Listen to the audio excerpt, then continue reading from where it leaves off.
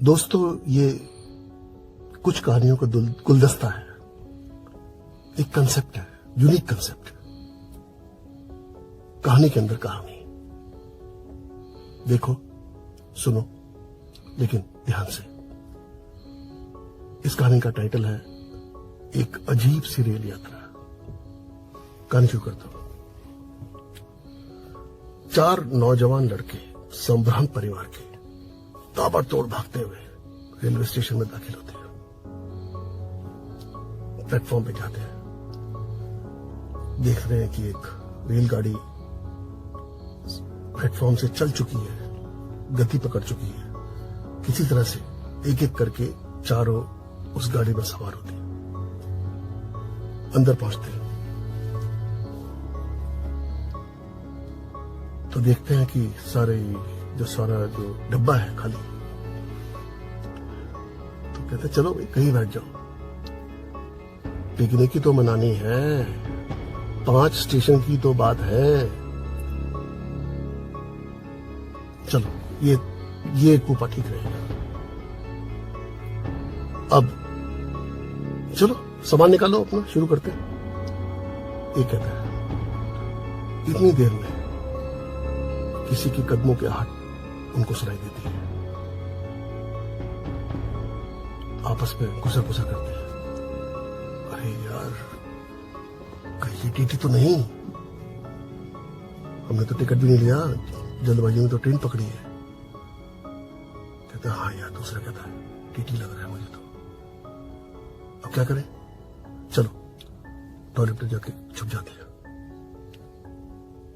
चारों के चारों एक टॉयलेट में जाकर अपने आप को बंद कर लेते हैं। 5 मिनट तक बंद रखते हैं अपने आप को और थोड़ा सा खोल के देखते हैं, सुनिश्चित करते हैं कि कोई नहीं है और फिर वापस अपने स्थान पर चले जाते हैं। चल यार पंकज निकाल, राजी बोलता है। पंकज अपने बैग से वोदका की एक बोतल निकालता है, जलज को बोलता है ग्लास तेरे बैग में है। ग्लास निकालता है, पानी भी निकालता है और चौथे मित्र को, जिसका नाम कमल है, उसको बोलता है कि चल भाई नमकीन निकाल, अपनी पिकनिक शुरू करेगा। चीयर्स, ये पिकनिक बहुत अजीबोगरीब होने जा रही है, ऐसा मुझे लग रहा है। कहता है ऐसा क्यों लग रहा है? बताता हूं। इतनी देर में कदमों की आहट वैसे ही फिर आती है। अब वो क्या करें? पैक बन चुके हैं, दस्तरखान बिछ चुका है। चारों उस तरफ देखते हैं जहां से आवाज आ रही है। टक टक टक आवाज नजदीक आ रही है। देखते हैं कि एक अधेड़ व्यक्ति आता है और उनकी ओर देखता है, उनके गिलासों को देखता है और वो सब पका जाते हैं कि कहीं पुलिस वाला तो नहीं, कहीं अधिकारी तो नहीं। अरे सर आइए ना, बैठिए ना। हाँ, मैं भी इस जगह की तलाश कर रहा था, देखा था पूरा डब्बा खाली है, तो अकेला बोर हो जाता, आवाज आ रही थी कुछ, मैं इधर खींचा चला आया। सर बैठिए, पिएंगे आप? नहीं, मैं पीता नहीं। Would you mind if you? नहीं, प्लीज कैरी ऑन, आगंतुक बोलता है। चलो अब तो सर ने भी कह दिया, चलो भाई चीयर्स करो। सर मैं पंकज हूं, ये राजीव है, ये जलज है, ये कमल है। कहता मैं के चतुर्वेदी हूं। सुना कि आप पिकनिक पे आए हैं, सुना आपने कहा कि अजीबोगरीब पिकनिक होने जा रही है। कैसे अजीबोगरीब? कह रहा वो तो आगाज हो चुका है ना सर। कहता वो कैसे? कह रहा देखिए, हम आए, अच्छा सुहावना मौसम, स्टेशन खाली, प्लेटफॉर्म खाली। अगर प्लेटफॉर्म खाली नहीं होता तो हम ये ट्रेन ही नहीं पकड़ पाते। अगर अब इस गाड़ी में आए तो गाड़ी भी खाली, डब्बा भी खाली। कहते वो तो इसलिए खाली है कि ये ट्रेन एक ट्रायल रन पर है, पहली बार चल रही है और शॉर्ट डिस्टेंस के लिए, तो शायद इसलिए खाली है। कहते अरे आपको कैसे पता, आप अफसर है क्या? कहता नहीं भाई, हर डब्बे के ऊपर लिखा हुआ है, एक अनाउंसमेंट लिखा हुआ है। कहता वो अच्छा, हम तो भागते हुए पकड़ी, हमने तो देखा नहीं। खैर, तो अब बात यह है दोस्तों, चलो शुरुआत करते हैं। चीयर्स भी हो गया, एक पैक भी खत्म हो गया, दूसरा बनाते हैं। अब सफर काटना है, तो सफर को आसान, सरल, सुगम, एक मनोरंजन के लिए कुछ तो करना चाहिए। कहता तो क्या करें, अंताक्षरी खेले?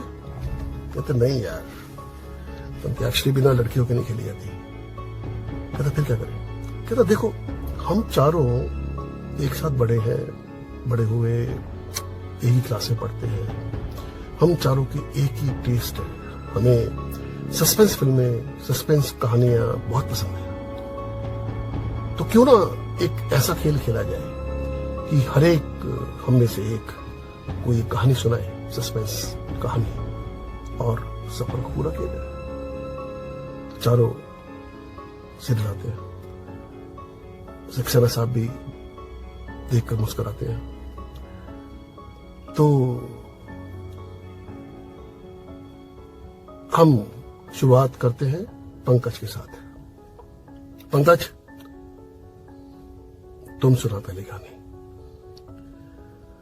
पंकज कहते देखो, कहानी तो मैं सुनाऊंगा, अब पहली बारी अगर मेरी है तो मैं पीछे नहीं हटूंगा, लेकिन ये याद रख लेना कि कहानी ऐसी होनी चाहिए कि उसका जो अंत हो कहानी का, वो सबको हिला के रख दे। कहता हाँ भाई हाँ, हम ऐसी कहानी की बात कर रहे हैं। कहता देख लेना भाई साहब, ये एक प्रतियोगिता है, कुछ इनाम भी रख लो उसका। कहता इनाम तो देखेंगे, चलो वो चतुर्वेदी साहब बता देंगे, वो जैसा तजवीज करेंगे हम वैसा कर लेंगे। तो चलो शुरू करते हैं एक अजीब सी रेल यात्रा, और इस रेल यात्रा में एक अजीब सी प्रतियोगिता। दोस्तों, मेरी कहानी का शीर्षक है बिल्ली छत पर। यह कहानी है एक शायराना मिजाज शौहर की और उसकी तुनक मिजाज पत्नी की। शायर साहब का नाम है इम्तियाज और उनकी बेगम है Saira. Made for each other को अगर उल्टा कर दिया जाए, उस तरह की जोड़ी है। अब इम्तियाज भाई कुछ करते नहीं, उनकी बीवी खूबसूरत भी है और अच्छा कमा भी रही है, तो शायर साहब को अपनी बीवी के नखरे नाज उठाने पड़ते हैं, और वो उठाते भी हैं, आदत सी पड़ गई, उठाते हैं, लेकिन शायराना अंदाज में। तो एक दिन सुबह की बात है,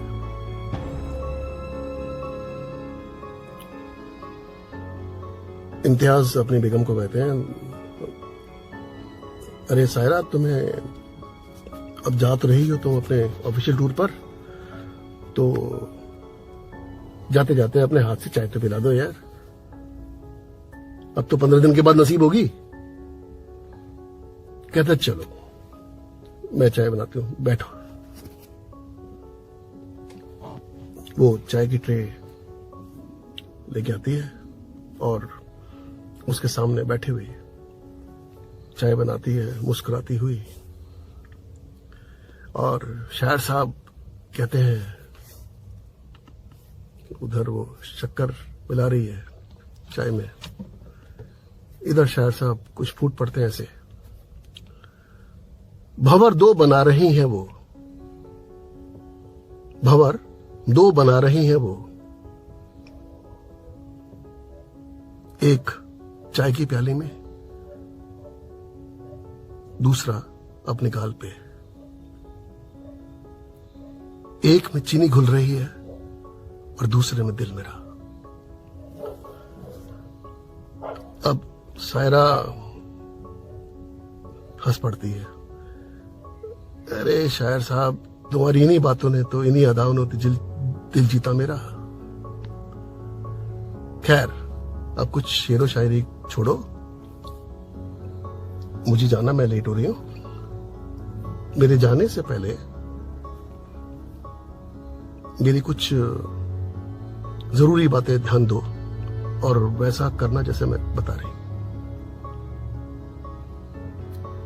जैसा हुक्म मेरे आका, इम्तियाज बोलता है। देखो, मां तो मेरी ठीक, उनकी स्वास्थ्य नहीं रहता, तो उनको तो मैं नहीं कह सकती। ये जो बिल्ली मैंने अभी पाली है पिछले महीने, ये मेरी बहुत अजीज है। कहता ये ब्लैकी? कहता हाँ। कहता देखो, मैं 15 दिन के लिए जा रही हूं, इसका पूरा ध्यान रखना। और हाँ, ताकीद कर दूं तुम्हारे को कि मैं इसका वजन तोल के जा रही हूं, नोटिंग कर ली है मैंने। वापस आके वजन लूंगी इसका, 1 आउंस भी कम हो तो तुम्हारी खैर नहीं। अब शायर साहब कहते हैं कोई बात नहीं, जैसा तुम कहोगी वैसे ही होगा। चलो फिर ठीक है, बाय बाय। पत्ती चली जाती है। अब 15 दिन के बाद पत्नी आती है। इम्तियाज भाई कहते हैं चलो तुम बैठो, मैं तुम्हारे लिए चाय बना के लाता हूं। अब चाय पीते हुए सायरा पूछती है, अरे क्या हुआ ब्लैकी का, दिख नहीं रही, ठीक तो है? कहता कौन ब्लैकी? कहता अरे वो बिल्ली। कहता अरे वो बिल्ली डार्लिंग, अफसोस तुम्हारे जाने के 3-4 दिन बाद ही वो चली गई। चली गई? कहां चली गई? कह रहा भाई खुदा को प्यारी हो गई, मर गई, बाहर फ्रंट लॉन में उसको काट रखा है। कैसे तुम गैर जिम्मेदार और कैसे कैसे व्यक्ति हो, कैसे आदमी हो तुम, है?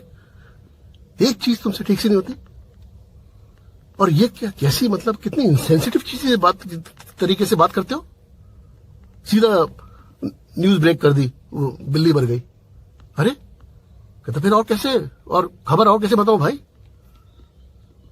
कहते ऐसे नहीं, सलीके से। कहता क्या सलीका? अरे पहले दिन बोलते कि बिल्ली छत पे है, खेल रही है। दूसरे दिन बोलते डार्लिंग उसकी टांग टूट गई। तीसरे दिन बोलते कि बिल्ली खुदा को प्यारी हो गई। ये होता तरीका, धीरे धीरे शौक देना होता है ना। खैर, पता नहीं किसने शायर बना दिया तुम्हारे को, कैसे इनसेंसिटिव से शायर हो तुम।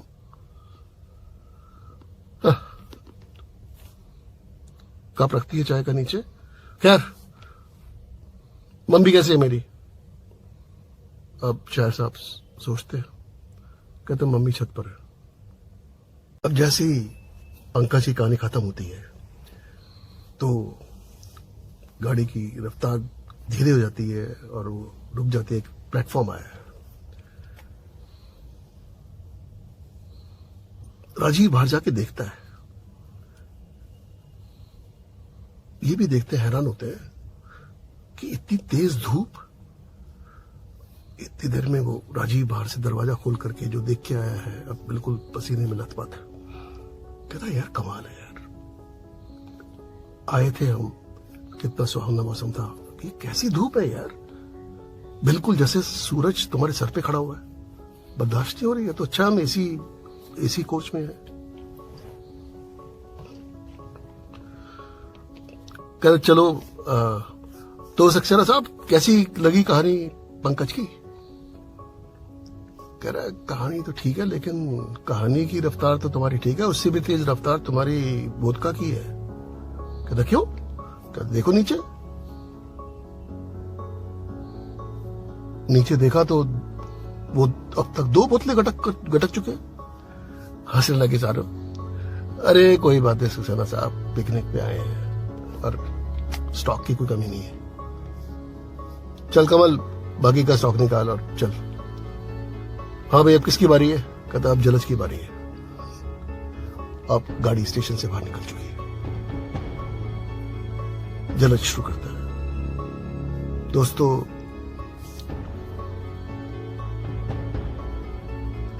मेरी कहानी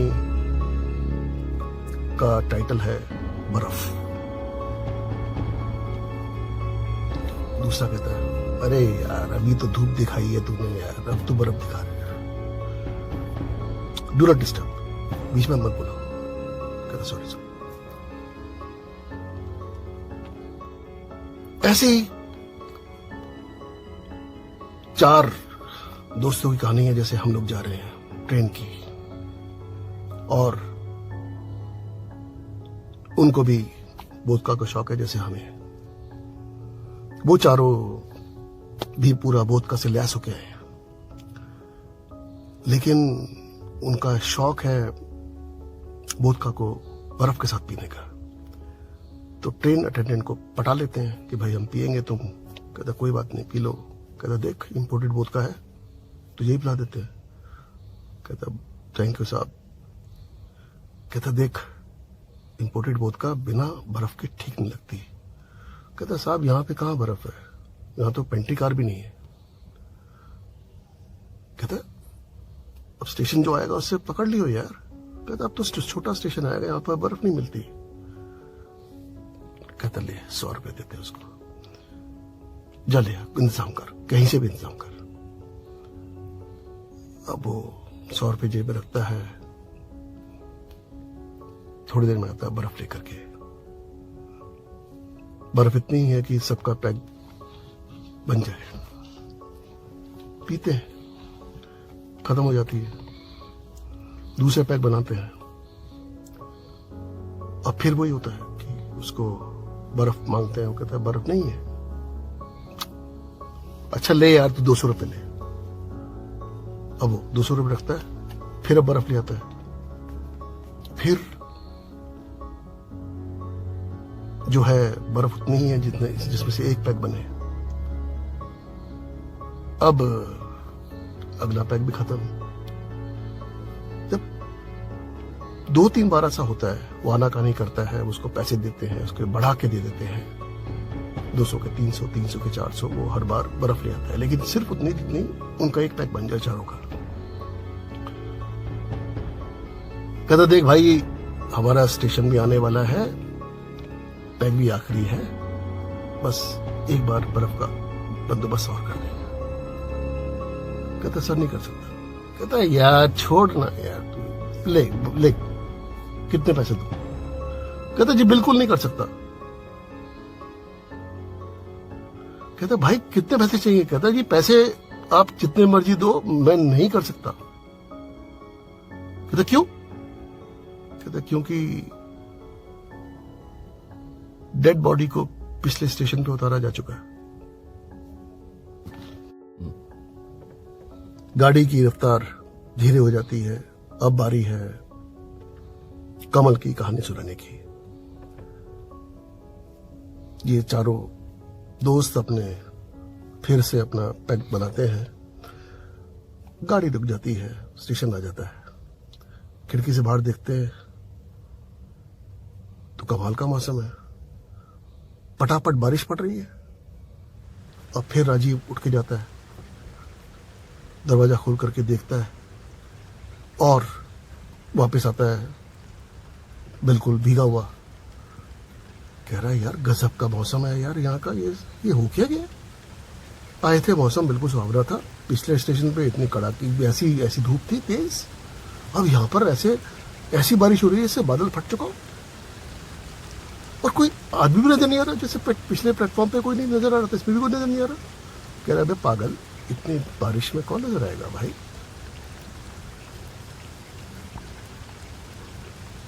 सक्सेना साहब कहते हैं छोड़ो, पैक बनाओ और कहानी को आगे बढ़ाओ। हाँ तो कमल, तुम्हारी बारी है। कहते दोस्तों, मेरी कहानी का शीर्षक है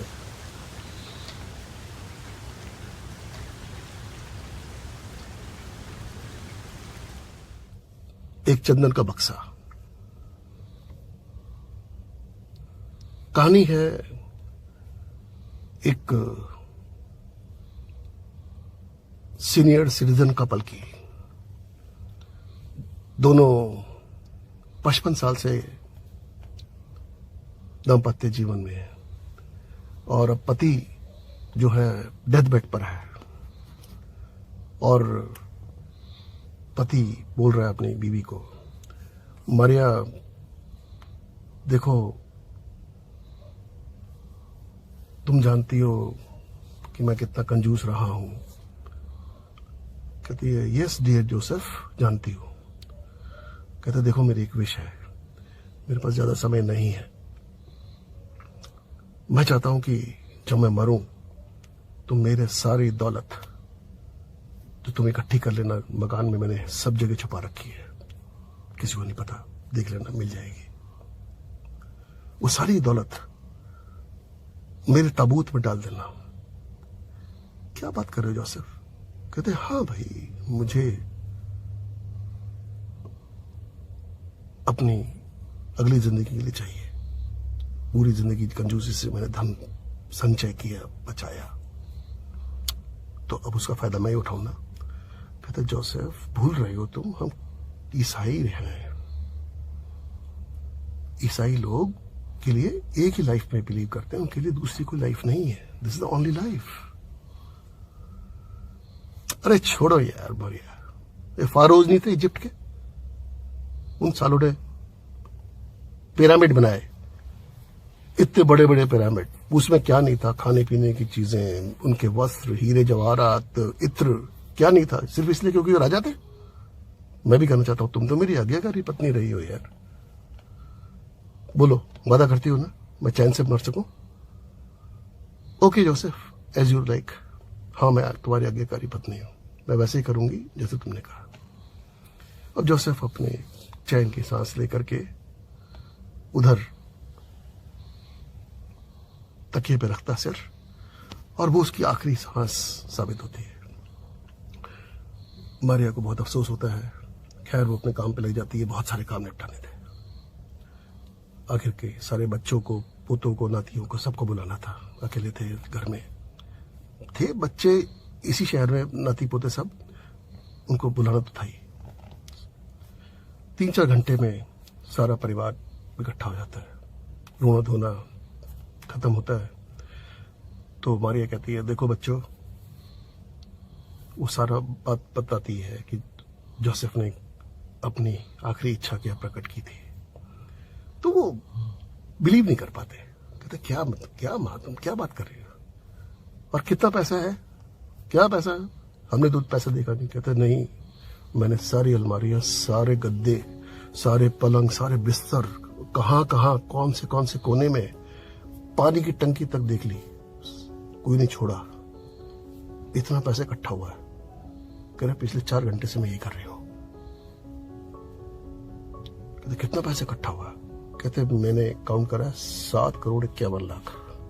कहता है 7 करोड़ 51 लाख, और तुम इस सारा का सारा पैसा ताबूत में डाल दोगी? कहता हाँ, क्योंकि मैं आज्ञाकारी पत्नी हूं। अब छोड़ो, मुझे कुछ काम है। 2 घंटे के बाद हमें इनके लास्ट राइट्स के लिए जाना है सेमेट्री में, तो तुम लेके जाओ बॉडी को, मैं आ रही हूं। अब वो 3 बजे का समय, दोपहर का, सारे लोग सेमेट्री पे इकट्ठे हो जाते हैं। सारे बच्चे कह रहे हैं यार ये बाप पागल हो गई है क्या? पोता है, नाती भी सब सयाने हो चुके हैं। अरे दादी को, नानी को समझाओ ना, इतना पैसा कैसे दे देंगी वो? खैर, अब ताबूत को ले जाने का समय आता है। मारिया भी वापस आ जाती है। सिमेट्री सब पहुंच जाते हैं। सब खुशर से कर रहे हैं बच्चे। यार 60,51,00,000 रुपए रखने के लिए तो ताबूत का साइज तो बहुत बड़ा होना चाहिए था ना, ये तो वही नॉर्मल साइज है। तो दूसरा कहता है अरे पगले, कैश थोड़ा रखा जाएगा, हो सकता है दादी ने उसको हीरो जवाहरात में कन्वर्ट कर लिया हो सकता है कुछ ऐसी चीज रख दी हो जो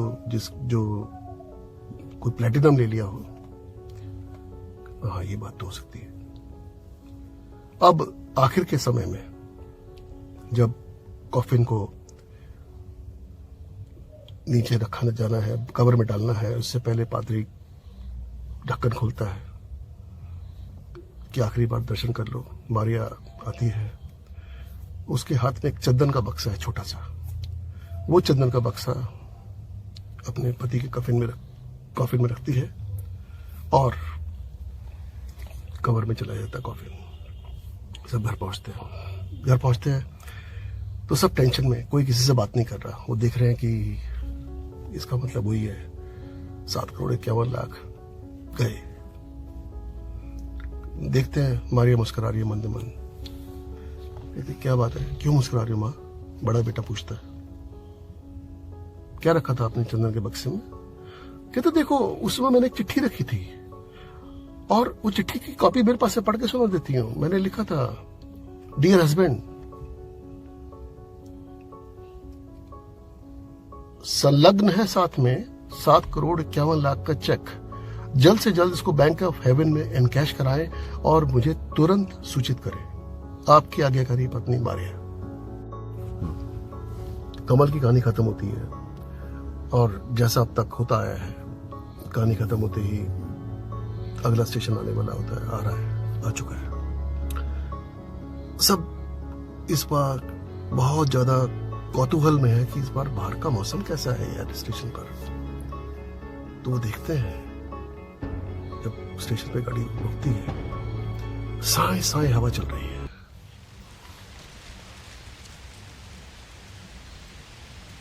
बिल्कुल सन्नाटा, ना आदमी ना आदम जात। राजीव फिर उठता है, बाहर जाता है, दरवाजे पे खोल करके देख के आता है, वापस आता है, कहता है यार ये कमाल की पिकनिक हो रही है हमारी, कमाल की ये कैसी रेल यात्रा है हमारी यार। ये हो क्या रहा है हमारे मुल्क के मौसम को, हर आधे घंटे में बदल रहा। इतनी तेज हवा, इतनी तेज सर्दी, ठिठुर गया मैं तो यार। ऐसे करता है, चल चल चल टैग लगा फटाफट, ठीक हो जाएगा, चल चल यार जरूरत है मेरे को। हाँ,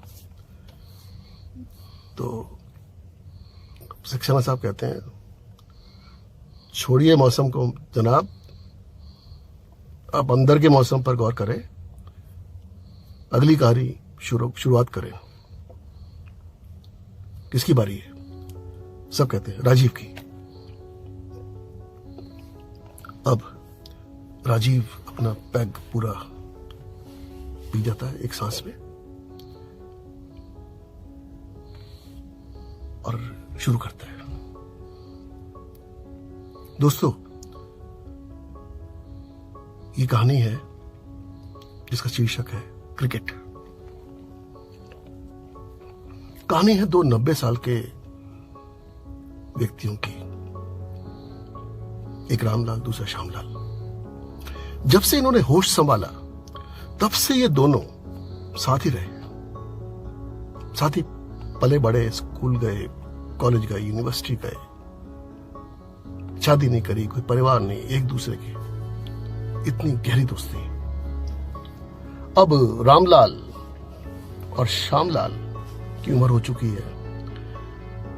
रात को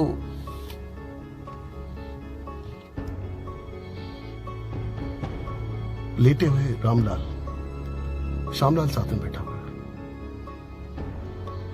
रामलाल कहता है देखो श्यामलाल, कुछ तबीयत ठीक सी लग रही कुछ दिनों से, जाने का दिन नजदीक आ गए, लेकिन जाते जाते एक तुमसे बात कहना चाहता हूं, एक तुमसे वादा लेना चाहता हूं। हाँ बोल यार रामू, बोल। मैं श्यामलाल, ये मैं प्रॉमिस करता हूं मैं यार कि श्यामलाल तेरा हर वादे को निभाएगा। देख यार श्यामू, तुझे पता है कि हमें सिर्फ पूरी जिंदगी में एक ही चीज का शौक रहा, क्रिकेट का। हमने इस उम्र तक भी क्रिकेट खेली, कोई मैच हमने छोड़ा नहीं, तू ना दिखा हो। हमारी रग रग में क्रिकेट घुसा हुआ है।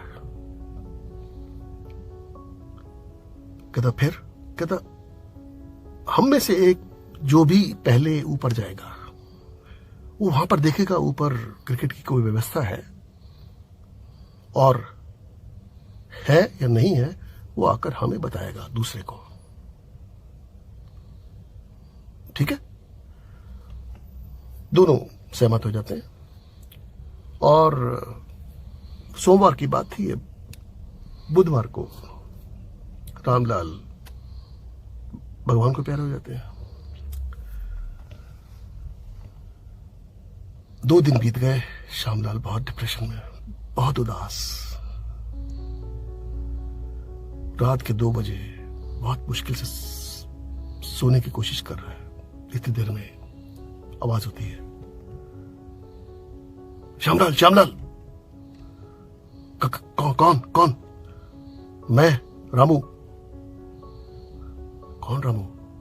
अरे मैं रामलाल यार, तेरा दोस्त। कह तू भूत बन गया? कहता मैं भूत नहीं हूं। कहता तू नजर तो आ नहीं रहा। कहता तू, मैं नजर नहीं आऊंगा, सुनाई तो दे रहा हूं ना। कहता हाँ सुनाई दे रहा है। कहता सुन, तूने मुझे काम दिया था, एक वादा लिया था तूने मुझसे कि क्रिकेट के ऊपर व्यवस्था है या नहीं है। कहता हाँ।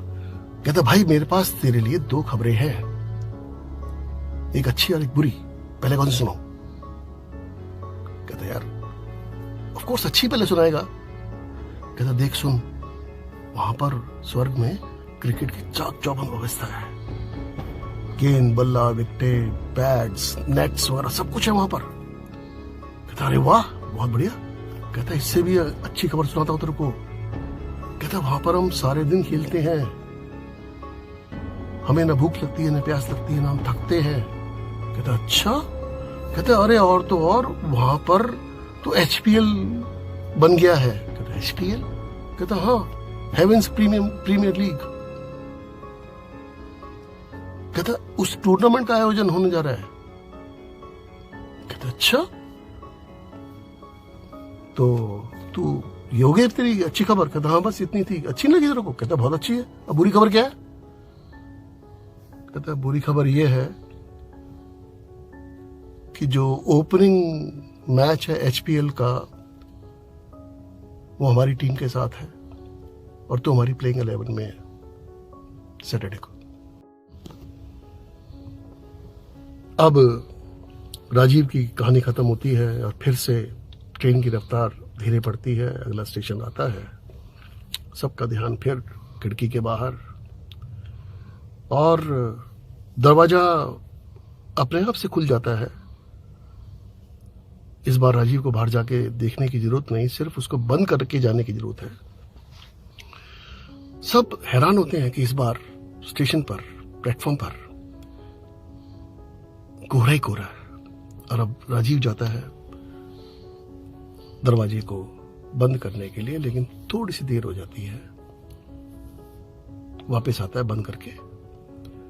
कहता है यार कमाल हो गया यार, ये दरवाजा खुल कैसे गया? देख इतनी सी देर में हमारे पूरे कूपे में कोहरा कोहरा भर गया।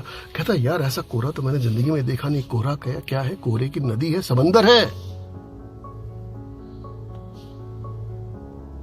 कहता यार ये अजीब सा मौसम है, हर स्टेशन पर मौसम बदल रहा है, क्या हो गया? ये कैसी अजीब सी रेल यात्रा है यार, ये हो क्या रहा है? अब बाकी लोग भी सन्न है, चुप है। 5 मिनट तक कोई किसी से कुछ बोलता नहीं। गाड़ी फिर चलती है, प्लेटफॉर्म से बाहर निकलती है, सीट पकड़ती है, कोहरा छट जाता है।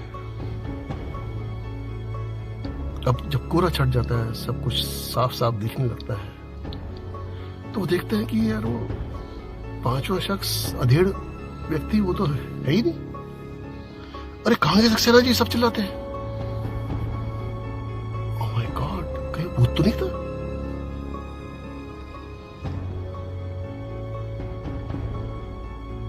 अब इतनी देर में, इससे पहले कि वो कुछ सोचे समझे, भूल जाते हो वोदका पीना भी। अब फिर से कदमों की आहट सुनाई देती है। कुछ फेमिलियर सी कदमों की आहट। देखते हैं कि वही अधेड़ व्यक्ति का, अधेड़ उम्र का व्यक्ति उनके कूपे में आता है, और लेकिन इस वक्त यूनिफॉर्म में है, टीटी की यूनिफॉर्म में। टीटी वाला काला कोट, वैसी कैप, नेम प्लेट लगा रखी है के सक्सेना, और आके कहता है टिकट प्लीज।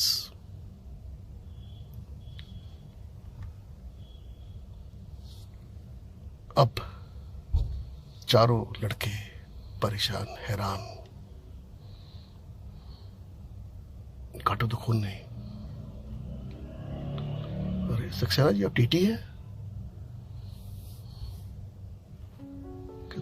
दूसरा कहता है अरे आप भूत तो नहीं हो, गायब कैसे हो गए आप, और इतनी जल्दी आ भी गए? तीसरा कहता है आप जादूगर तो नहीं हो? ये सारे मौसम बाहर के आप ही नहीं बदले? कहता लड़को, कोई जादूगर नहीं हो, कोई भूत नहीं हो, टीटी हूं मैं, ईमानदार टीटी। कहता फिर? कहता मैंने तुम्हारे को देख लिया था शुरू में ही टॉयलेट में छुपते हुए, और मैंने भी ठान ली थी कि तुम्हारे को तो सबक सिखा के रहूंगा, छोड़ूंगा नहीं। कहता लेकिन ये बाहर का मौसम। कहता कौन सा बाहर का मौसम? अब देखो तुम्हारा स्टेशन आ रहा है, बताओ जेल में लेके चलो या तुम टिकट दोगे जुर्माने के साथ, और साथ में जो तुमने उल्लंघन किया नियम का शराब पी करके। अरे सर, तो आपने तो परमिशन दी थी। कहता चलो उसको एक बार नजरअंदाज कर दूंगा। कहते लेकिन ये बाहर का मौसम।